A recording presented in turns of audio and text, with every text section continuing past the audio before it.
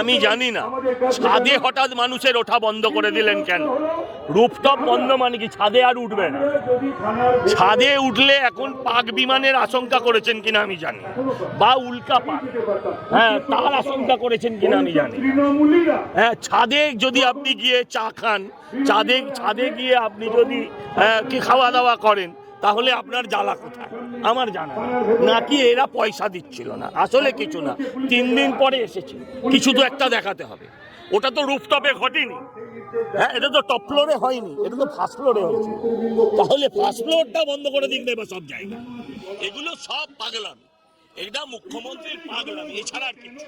মাসখানেক আগে এই 24 নম্বর ওয়ার্ডে এই পাশেই একটা জায়গায় আগুন লেগে সেখানে 2 জন মানুষ মারা গেছে।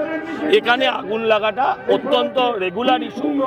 আপনি এই বড়বাজার চত্বরে আপনি বলুন, নন্দরাম মার্কেট থেকে শুরু করে ওপাশে আপনি এজরা স্ট্রিটের দিকে গেলে আপনি দেখুন সমস্ত মার্কেটে কখনো না কখনো আগুন লেগেছে। এটা একটা হোটেল, এখানে আগুনে মরেনি কেউ, পুড়ে মরেনি।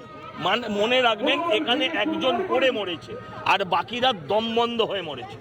কারণ যে জানলাগুলো ছিল বার বানানো হবে বলে সেই জানলাগুলোকেও কোথাও সিল করে দেওয়া।